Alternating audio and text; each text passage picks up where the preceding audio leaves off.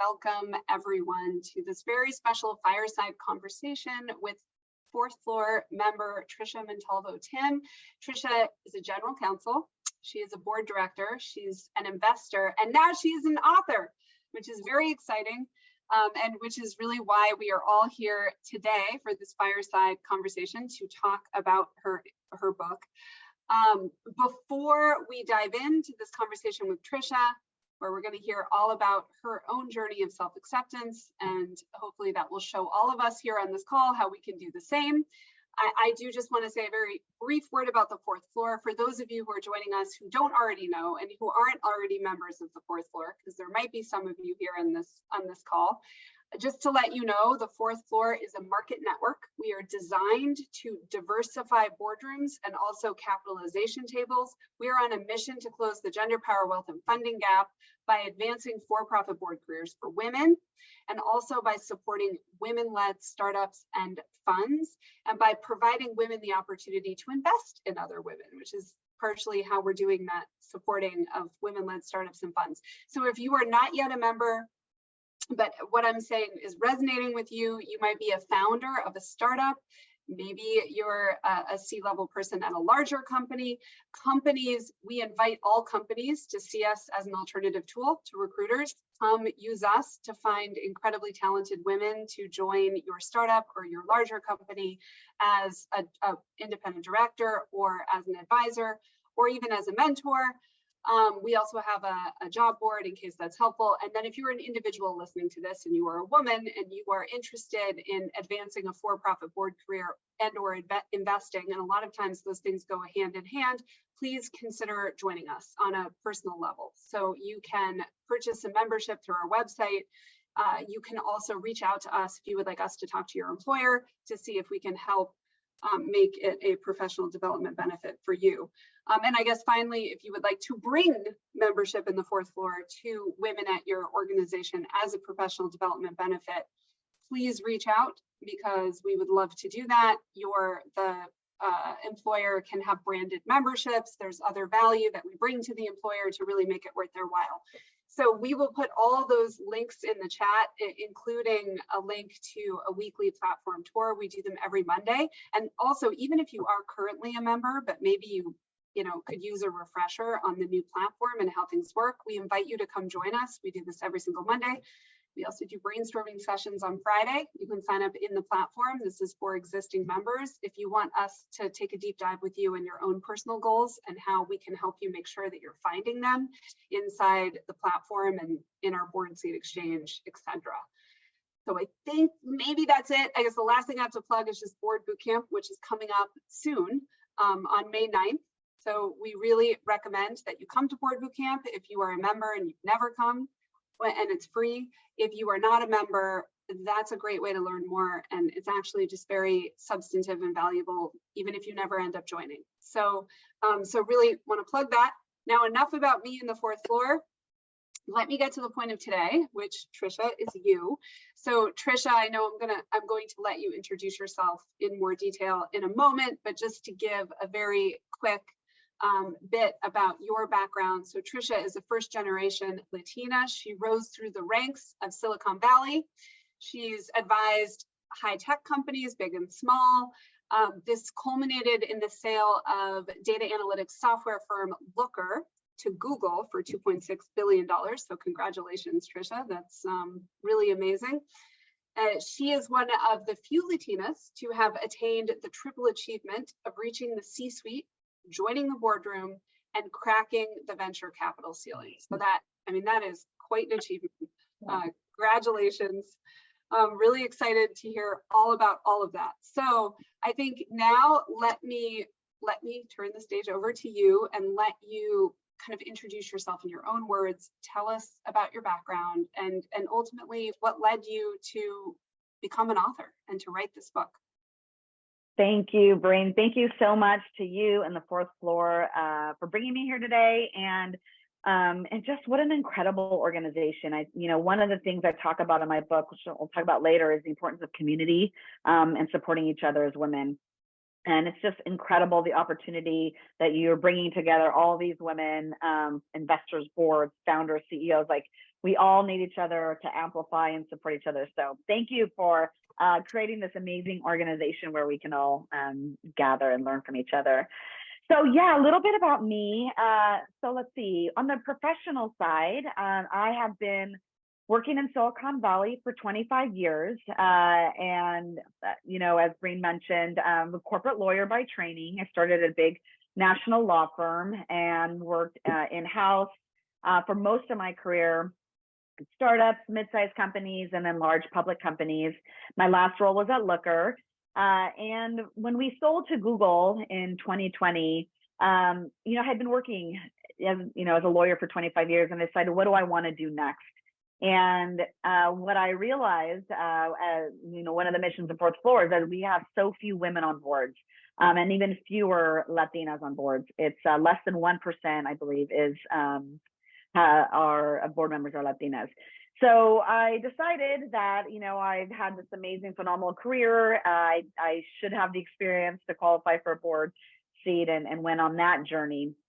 And things like your boot camp and board readiness programs are perfect avenues to get board ready for that process. And so now I'm currently on the board of a company called Saucify, which is an enterprise software company, and chair of their comp committee and member of their audit committee there.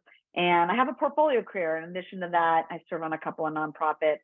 I invest. I'm a limited partner in 3 venture funds and do angel investing, focusing on female entrepreneurs and particularly underrepresented founders.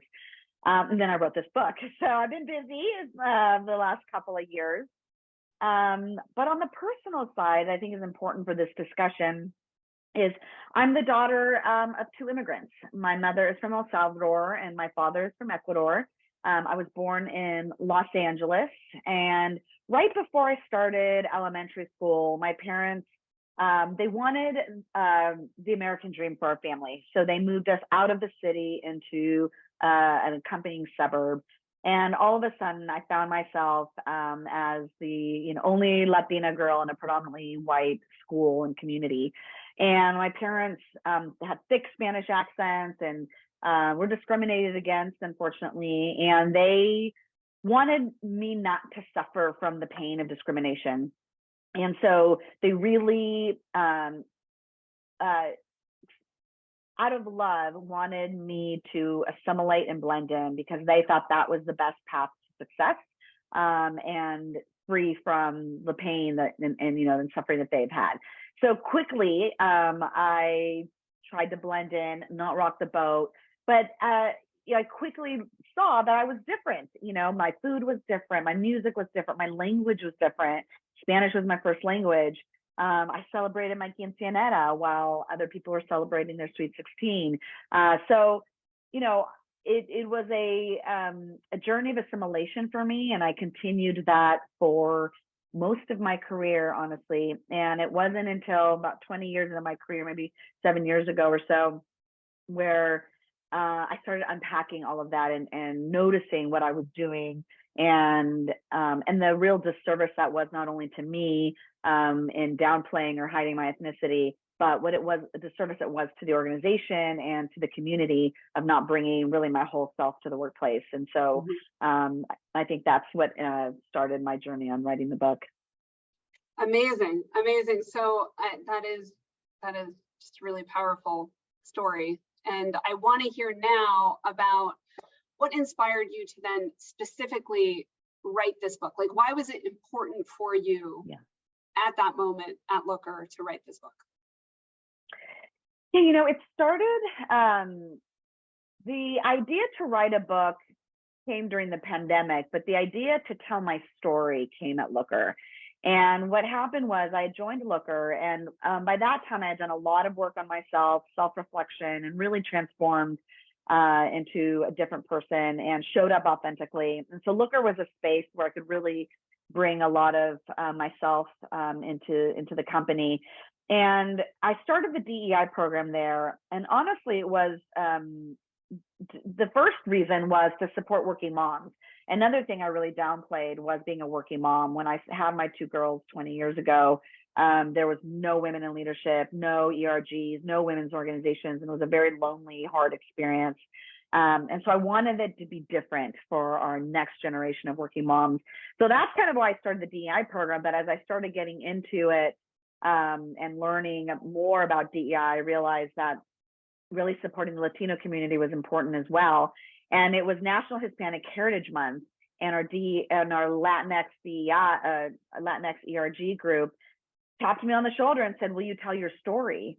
And it was just a bit of a shock, because I was like, I've never told my personal story of where I came from and my journey and my parents, and in the workplace. It was something I really kept very personal. I didn't talk about it in the workplace. So I had to do a lot of self-reflection, like, am I ready? All the fears of, will I be seen as the same? Will I be credible? Will people treat me differently? I had a lot of fears that I decided I needed to tell my story, and I did. And it was the impact of that storytelling that inspired me to start telling my story more, because the people that it impacted, and particularly, I had a number of Latinas, especially young Latinas, saying to me in tears, I've never seen anyone that looked like me in leadership. I've never seen someone whose story is similar to mine tell their stories. I feel seen for the first time. And I didn't realize that me just showing up as me and telling my story made others feel seen. And so, I know as I was going through my career, I saw no one that looked like me, no Latinas anywhere in the C-suite, in the boardroom, as investors, and how I didn't think I could make it to those spots because I didn't see anybody like that. So the importance of visibility was made clear to me in that moment. So, and I remember that night, Breen, coming home to my husband and saying, my life changed today. I'm not sure how, but it was so impactful. And then I think 2 years later, sold the company, and was pandemic. And a woman from Hotwire, she's a CEO, she on the other hand wanted to see more female voices. She noticed that in PR, there's a lack of female voices. And so she wanted to get more voices and more female business books out in the marketplace. And so she put together what she called the Group of 10, and we were all first-time female authors and supported each other for a year and a half, met every 2 weeks on Zoom, and none of us knew where to begin or start. And we just, brought in publishers and editors and authors and marketing people to teach us how to do this. That's just amazing. That's an incredible story. And I love that you wrote the book, sort of, the community piece was there for you in writing the book, and was really, helpful and important to do that. So I also love your story about that moment when you come home and your life has changed forever, and you don't know how, but you knew it did. Yeah. I think, for those of us that have experienced a moment like that, I can remember my moment like that. I think, that's really powerful. So let's talk a little bit about why people do hide parts of their identity in the workplace, and like why were you in the headspace you were in? That it was a rational reaction, yeah, I imagine, to your reality. It is. I mean, because I was, let's say, passing as white in a lot of my life, I was in the room and privy to conversations that were unfortunately discriminatory in a lot of different ways. And so I heard people's opinions around Latino community, around diversity mandates, around affirmative action and other things. And so, and then in the media, I mean, what we see out there of Latinos and Latinas, we're the housekeepers, we're the maids, we are not the CEOs and the board directors. And so there's so much out there that keeps the external messages that keep telling us that we're not enough, that we're not the ones that belong in the room, that we're the service workers or whatever that might be. It really starts, you start internalizing it.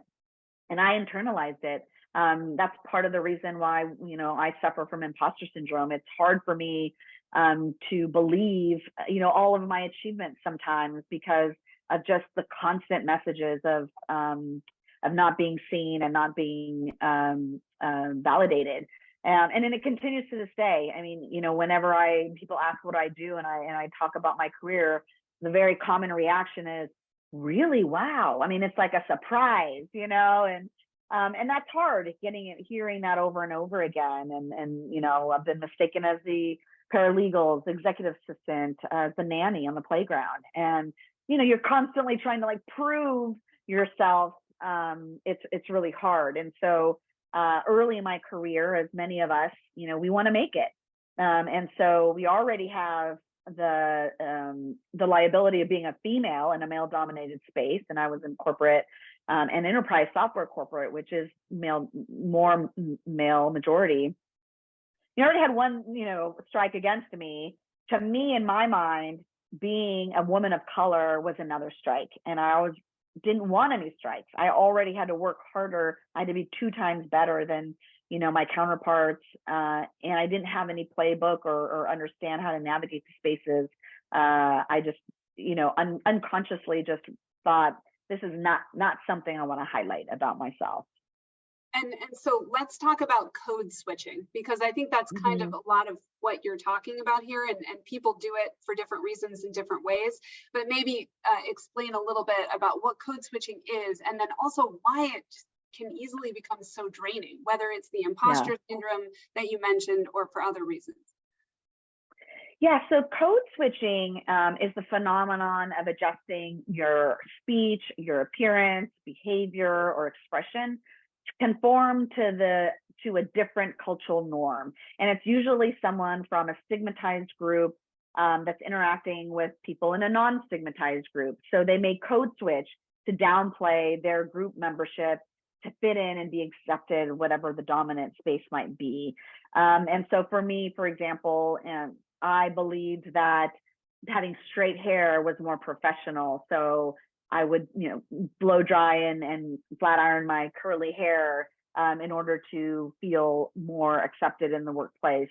Different things. Like I have a loud laugh, and I'm kind of like, use my hands, and I'm a little loud, and I muted that part of myself because I didn't want to be known as the loud Latina in the room. People of color really identified with this phenomenon because the same thing around their hair, or they don't want to be the angry Black woman, or whatever other biases there are. So you switch how you're showing up in order to downplay that bias. But what happens is it's emotionally and physically exhausting. Like I said, I would like physically, literally spend hours a day trying to change how I looked in order to show up in a certain way. Every day when you walk in, you kind of have this armor of how are you going to show up in that space. And when you get home, and this is a common thing I hear, particularly among women of color, is when they come home, it's like they can finally relax, and that is really, really hard. That daily, hourly, even minute by minute process of like evaluating your situation and adapting who you are is a tremendous amount of energy, and it takes a toll and a lot, and ultimately will lead to anxiety, burnout, depression, all the things, because it's too much. Okay, so how can you bring your authentic self to work? Because there are doubters out there. They hear that, they say, whatever. That's just people like to say that. That isn't true. You can't bring your authentic self to work. But what does it mean when you are successfully bringing your authentic self to work? Breen, it is. I'm not going to say it's easy, and I'm not going to say that it's also going to be accepted all the time. And the reality is, unfortunately, many work environments still are dominated by a certain culture and may not accept your authentic self. So I think it's different for every person, and your circumstances and the season of your career and life also might dictate how you show up.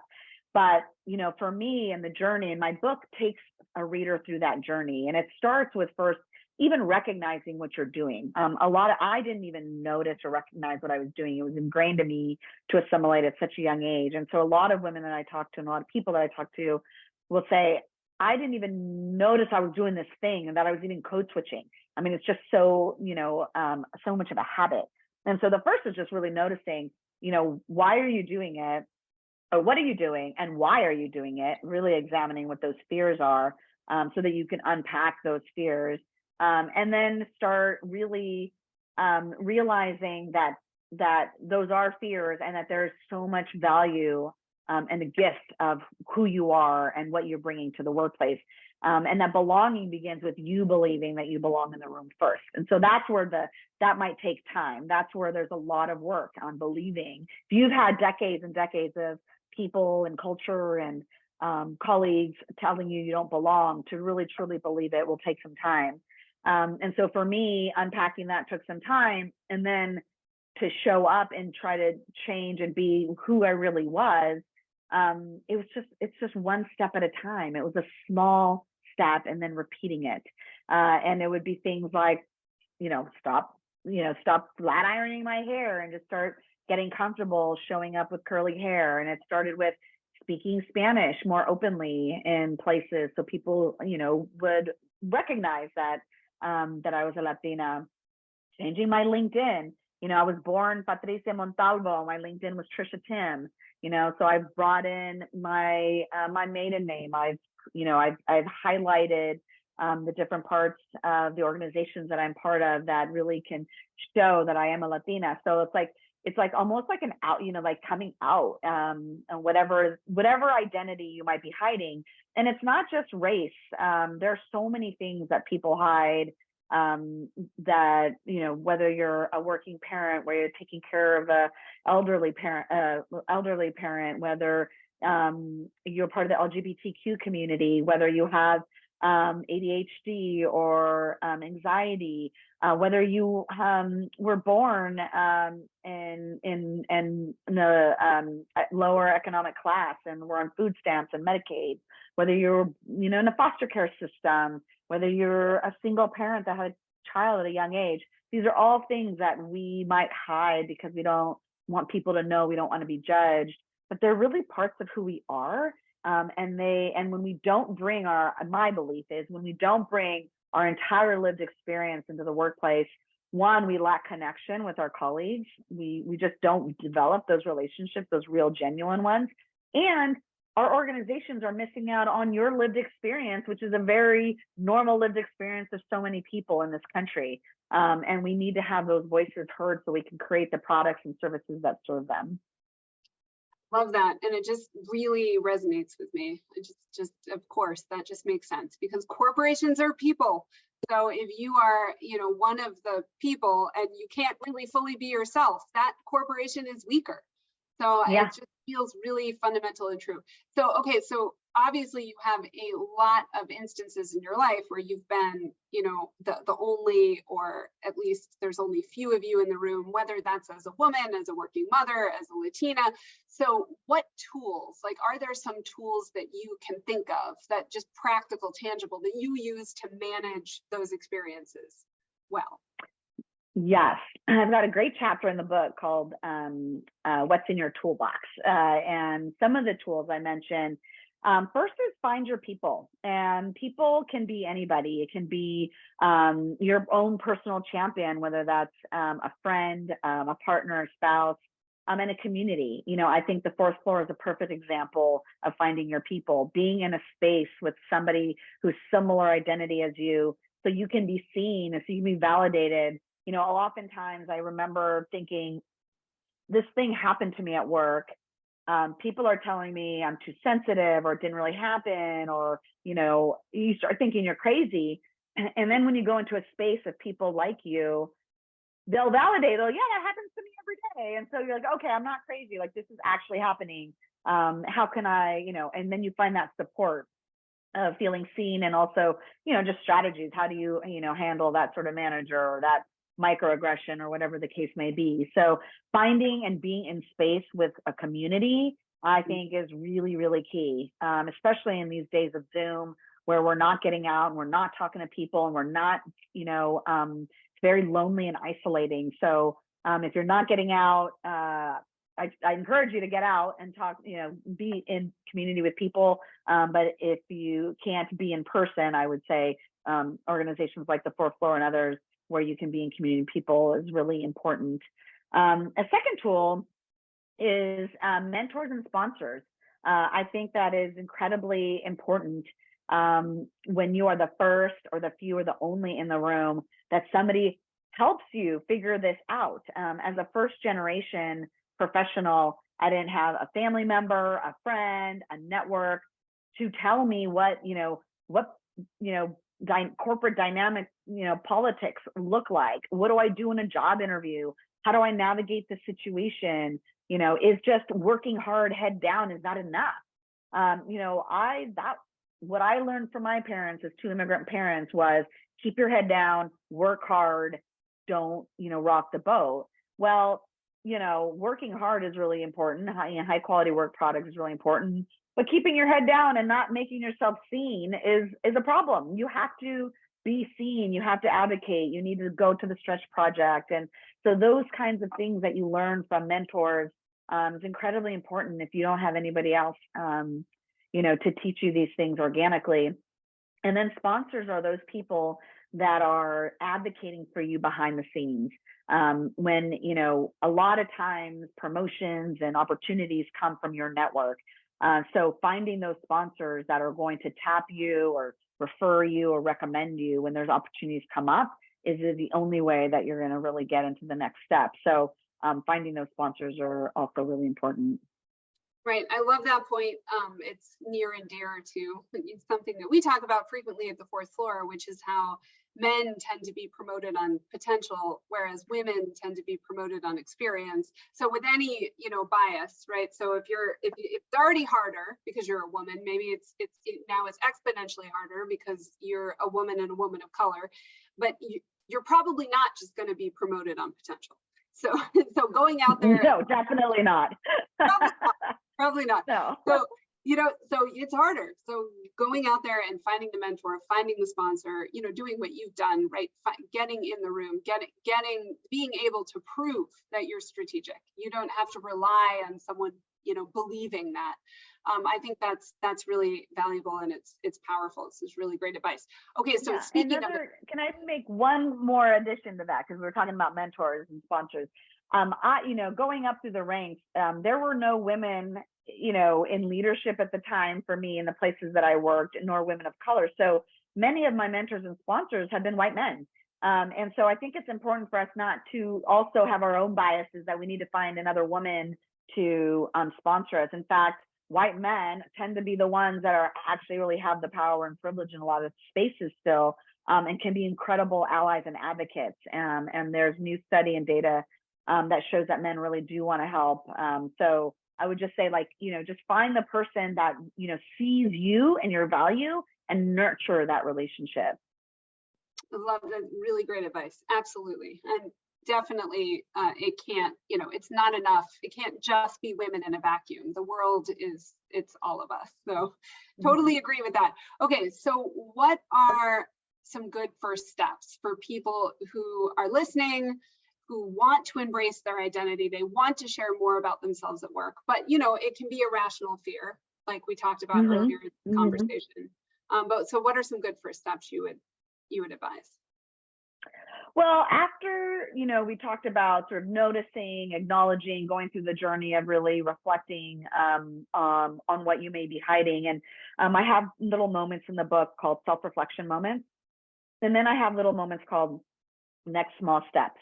And those are little nuggets of what can you do. And so, for example, one small thing might be if there's something about yourself that you're hiding, start revealing it slowly to someone you trust or in a safe environment. So for me, it would be just, I started with talking about my family in Ecuador with, my friends first, and then with my manager. I mean, I know it might sound silly to some people, but really talking about my family in Ecuador to the CEO I was really nervous about it. So, for some people, talking about whatever the thing that they might be downplaying and really just saying it out loud can be really scary. But if you do it and repeat it and repeat and repeat, it gets, you notice that people are actually quite interested in you and your experience and your background. And I have found that it's been very welcoming. And so that gives me courage to kind of keep stepping out of my comfort zone and continue, kind of revealing more about myself. And I think, as I mentioned, I did the same thing in LinkedIn, just slowly started revealing more of my, my personal ethnic background, little by little. And I will say, people have been great. And so it's just taking one small step at a time. Well, and let's talk about that. Talk about the advantages, the advantages that there are for you personally, but also for your employer, frankly, if you do show up as your authentic self, if you go through this unpacking process and review. Yeah, for you personally, it's just like a weight is lifted. It is like, it's freedom, really. And I think anybody who has ever been hiding something and they finally just like talk about it, the thing, it is just like, oh, here, I can just now spend energy on the other amazing things in life and giving my value, my opinion, and all of these things rather than hiding. So the releasing of that emotional burden is huge. So for your emotional well-being is incredible. But for employers, I think that when we don't create spaces of belonging where people feel safe to bring their diverse opinions into the room, we're really losing out on incredible ideas, innovations, blind spots. There's so many data and research that shows that companies that have diverse leadership actually do better from a profits perspective. Companies, and there's a study also by Accenture that says companies that are failing to be inclusive lose $1 trillion by not creating an inclusive workplace. So it's not only good for our own emotional well-being, but it's really, frankly, good for business. Oh my God, I love that point. And Tricia, please, I need to offline get that statistic from you, because there's a number of statistics that we cite frequently that relate to the increased profitability, the increased just value that corporations are able to put out into the world if there is diversity at the leadership level. So I love that statistic, and I'm sure that's correct. So, it does feel like I'm an optimist. So at least to me, it feels like the world is slowly waking up to this reality that, honestly, it just creates more value, whether that's more, against the bottom line, it's higher profit margins, whatever it is, the world is better, more innovation, the world's better for all of us to have voices. So I think that point just cannot be overstated. So I really love it. And the other point, as you were talking, that reminded me was role modeling authenticity. I think is super important, and we do as we see. So when we see people stepping into who they are, it gives us permission to do the same. So, for example, when I had my children, I didn't see any working women. I didn't know, how are you supposed to balance this thing? I knew that my baby wasn't sleeping. I knew I wasn't sleeping. I knew this was a struggle, but I had no, I didn't see how people were. I didn't even see, even though men had kids, we only saw their family, once a year at the annual family barbecue. We weren't talking about parenting in the workplace. And so now that's why I really believe that it's important for women and men to talk about, and Zoom helped us with that when we saw the kids running around in the background, that this is a hard thing to do, to parent and work, and how do we, balance the thing. But if we're not talking about it, if we're not showing that part of ourselves, then it's a disservice to others in our organization. I really, really love that and completely, entirely agree. Okay, so I see a question in the chat about advice for handling pushback on expressing your authentic self. Yeah, that's a great question. So, as I think I said at the beginning, which is not all environments are going to be accepting of your authentic self. And I think you have to do two things. One is examine your environment. Is it or is it not? And if it is, great. If it's not, the second question is, do you have the tools in place to come as your authentic self and manage the pushback? Because if you, for example, don't have either the support, whether it be, the people I talked about, your friends and your partners and your community, if you don't have that support system to manage to help you deal with that pushback, it's going to be very hard and lonely and frustrating. So I think getting some of those tools in place is going to be critically important. And you also have to take into consideration, do you have the emotional space to take it on? Like, where are you in your season of life? I know when, when I was a young mother and I had kids running around and I wasn't sleeping, like, I couldn't take on a racial justice movement at work. Like, I'm trying to make it through the day, So where are you? Do you have that space to take it on? Do you have allies to support you? So I would say the other big thing to handle pushback is find either, if there are ERGs in your company, go to them to seek support and advice, and find allies within, your organization, whether it be your manager or peer, to be your voice when you might, when people might be, ignoring you or not, not really accepting. No, that's a great answer. And actually, there's another question in the chat, which you sort of answered with what you just said, but I don't know if you want to maybe speak a bit more to it. So it's a question asking any advice, do you have any advice for getting your company to celebrate authenticity?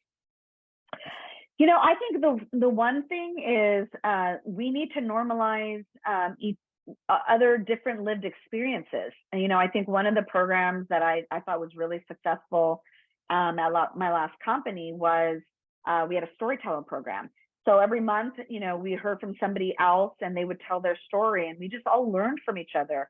Oftentimes we just don't, you may be working with somebody side by side and you may not know that, they come from the Ukraine or that they, all a number of different things, right? And so you learn and you start creating empathy for who they are. I think it's great that we're seeing more celebrations of different cultures and identities and education around it, because that's the other thing. For so many years we celebrated Christmas and Easter, but what about all the other celebrations that people celebrate, whether, it be their identity, race, religion. I remember when we first rolled that out, we celebrated Hanukkah, and an employee said to us, "There's the first time in their entire career that a company had celebrated Hanukkah," and how seen he felt. And it's very small things like that where you don't feel like the other, because we're celebrating you and where you come from. Yeah, no, I love that. And also just asking from the perspective of a chief human resource officer or a general counsel, there may be some on this call, given the community at the fourth floor. What can that individual leader do to create more inclusive cultures at the companies where they serve, especially if the company is not really on board for that? Because I know, like, I personally have had that experience. It's very challenging to, as an individual woman yourself, to figure out, okay, how do I actually do something that is meaningful for the employees, not just check the box, get the credit, do the thing that you have to do, but actually have an effect where employees feel better. Yeah, you raised a really great point in that where are people, and a lot of the studies show that belonging isn't, it begins with that direct manager relationship. How you feel at work is really dependent on how you feel about your manager. So as managers, I think companies focusing on manager training, on all sorts of things from unconscious bias and inclusive leadership, all of those things matter, and not just at the top level. I mean, it really training managers. And at the end of each chapter of my book, I've got specific manager strategies that are very, very specific. None of, I think probably all of them are somewhere already in the literature, but they're just really like very helpful based on where the reader is on their journey. And one, for example, is if you are a manager leading a group discussion, and usually there's always one or two people that are the vocal ones. They tend to use their voice all the time. And there's always somebody who doesn't use their voice and is quiet. So as a manager, notice that dynamic in your group. Notice who is not speaking during a meeting and try to get their voice heard. And one strategy on how to do that doesn't really like single them out is to challenge the group to come up with a contrarian idea of whatever the consensus might be. Because oftentimes, you know, the loud people like say this, everyone kind of says, yes, we agree. You know, you might be quietly thinking, I kind of don't disagree, you know, I disagree, I have a different thought. If you as a manager say, okay, sounds like we're settling here, I want the group to think why that doesn't work. What other point of view might, you know, are we missing? Now that invites the entire group to think of a different contrarian idea. So that person that was a little shy to maybe say their opinion now has permission to. Oh my God, that's genius. I like 5 instances where that would have been really helpful for me personally. Yeah. But I didn't know that trick. So that's a really good one. Thank you. Thank you for that, Tricia. Yeah. Okay, so do you have any advice for an individual to be able to combat negative self-talk? So, you know, how can you sort of snap yourself out of it? Negative self-talk is so hard, especially if you've got imposter syndrome, if you're a perfectionist, and I suffer from all of that. And I think, you know, the first step really is to notice you're doing it. It is hard. Sometimes we're just in that cycle of, you know, I can't, you know, whatever the cycle is, why didn't they read the email? They must not think I'm good, or it has taken too long, or, you know, I made that mistake, and you start really, you know, tearing yourself down. So one, notice that you're doing it so you can sort of pause and just say, hold on, time out. Like what am I saying to myself? And realize, would you say those same things to your best friend or to a colleague? Would you say those same words? And if you wouldn't, why are you saying them to yourself? We are really, really hard on ourselves. So noticing the words that we use to ourselves is really important. The second is, and I have in my book, there's a bunch of different strategies from a podcast that I'd heard, but one of them was mental time travel, where you start thinking, you know, oftentimes whatever situation we're in, whatever decision we're in, or whatever we're beating ourselves up about is so important in the moment. But when you back up and you zoom out from it, it becomes less important. So you think, how am I going to feel about this next week, next month, a year from now, 10 years from now, right? That email 10 years from now, you're not going to remember. So it sort of kind of dampens the importance of it, and you kind of, you know, withdraw from being so caught up in that, and kind of give yourself a little bit of grace. Oh my God, that's so true. It's just so true. It's like being able to put things in context. It's very, very hard when you're caught up in the moment, and especially professionally, because it does change so much based on where you are in your career and what you understand of the world and how the world operates. So that, and I love that if you just take a step back and ask yourself, you know, will I care about this in 3 months? Will I care about this in 3 years? Like, is this something actually is meaningful, you know, says something about who I am as a person? But like being able to do that is really, really cool. The other, you know, I'm just going to add another one because this one works for me too, is, you know, I think as perfectionists or as people, high achievers, and as women, you know, we beat ourselves so much. And I always like look, and I always admire like some people where that, you know, nothing faces them. I mean, what's been fun about working in the startup world is when you meet, you know, entrepreneurs, like they have to be risk takers, right? They are failing all the time. It's fail fast, fail forward, you know? And so I love thinking like, what, you know, somebody you respect who really does not struggle with imposter syndrome, doesn't struggle with perfectionism, you know, has a lot of agency, like how would they react in this moment? If you think about how how they would react, I just go, well, that person would not even think twice about the thing that they just said and wouldn't spin about it. Why am I doing that? I just need to stop, right? I mean, I know I've been in all these meetings where, you know, that the one guy like says the thing and everyone's like, what does he say? But he doesn't seem to care. So like, He why? doesn't care. He doesn't care. It's just saying the thing. And you're like, what? So, we can practice that ourselves of just letting go of some of that. Right. One of the tricks that I will tell myself or I lean on is just understanding most of the time, everyone in this world is thinking about themselves. They are not thinking about anyone else. They're not noticing. They Right. don't, it's just like, it's such a small percentage of anything about you that anyone else is actually paying attention to. And that can be a very useful reminder, because if everyone in the world, was only focused on Tricia Timm and that's it, then, different, right? Like everything, what you said in that meeting really matters. But okay, so another question in the chat for you. This is a great question. What is the worst piece of advice that you've ever gotten with respect to this topic? Oh, I mean, I've been told many times, to not be myself, right? Actually, I was just in a meeting the other day where, somebody was telling another working mom, like, don't tell your employer that that you have to pick up your kids or that you have to do the thing. And, and I think we're constantly being told to make ourselves small, to conform, like that's the only way you're going to succeed or make it. So I think that it's still there, and I think in particular right now, where there's a lot of layoffs, the market is tight. We're worried about our jobs.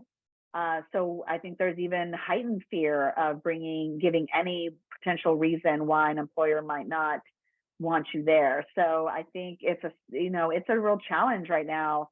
If you fear that your authentic self might not be, the same as what the majority might be. So I personally, I think it's very personal in your situation and what's happening, and there's no right or wrong answer. But,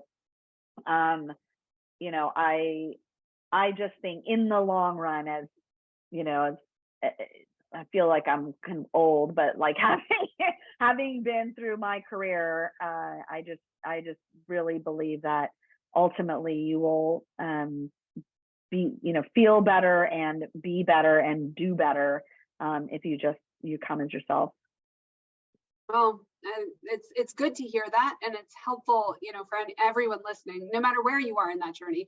And even if, you are reacting from a very rational place of fear, because you will face a consequence. Because, unfortunately, that is true. A lot of people in a lot of situations. Just hearing this perspective, though, and understanding that, whatever that momentary circumstance might be, there is this bigger landscape where you can break free and you can take control of your narrative in a way that can work for you.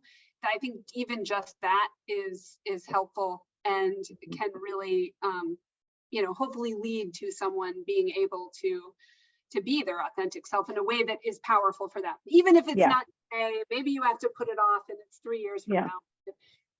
But and I think it's such a disservice to, like, I have 2 daughters, and I want them to be able to have a work and have a career where they can be themselves. And if we collectively don't normalize all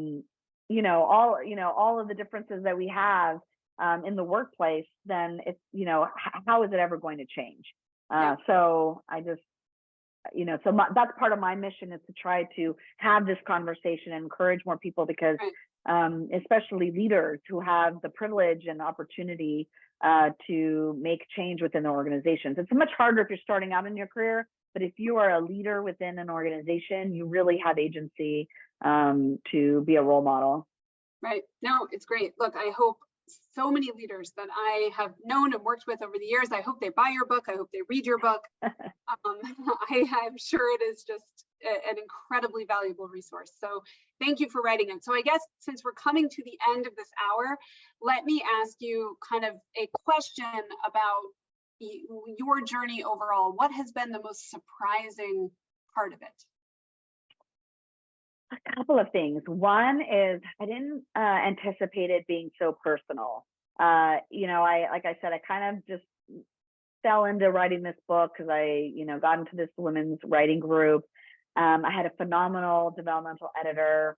And as I was writing my story, she would pick up on like a phrase and she would say, tell me more about that. And it was like therapy. Like she would make me unravel like things. And so my first draft, she called it the healing draft, because there were a lot of really painful moments that I had to, just really heal from. And so I didn't anticipate it being so personal. I didn't anticipate being so vulnerable, out there in the public.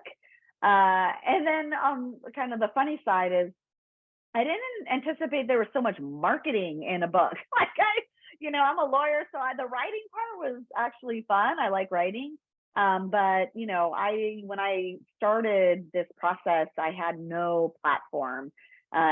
So creating a website and writing articles and podcasts and all of the things that come along with my mission with my book is to hopefully create a message that impacts people's lives, that makes the workplace a better place, improves people's sense of self-worth. But in order to get that book into people's hands, you have to market it, right? People have to know about it. But I didn't even think about that piece of it. It was a very anxiety-provoking process for me. It was uncomfortable. I'm usually the behind-the-scenes person, so being front and center around the book has been a bit of a challenge. Oh man, to preach. I completely relate to that as well. So I definitely that's been true to my experience of, having a mission and then realizing that, the mission is fine, but then you have to communicate it to people and in a way compelling to each of those individual people in whatever moment in their journey, to actually affect change, which is what you're trying to do, is what we are trying to do. So I love that. And so I think that pretty much brings us through, really just a wonderful full picture. So much value. Thank you for, on behalf of the fourth floor and behalf of many people everywhere, thank you for making yourself vulnerable and for doing that and for, walking out on the plank and jumping off because you want to lift your head up and be the change you want to see. So I really appreciate it. Thank you for having me. I love the fourth floor, and thank you for the work you do for all the women in your community. It's amazing.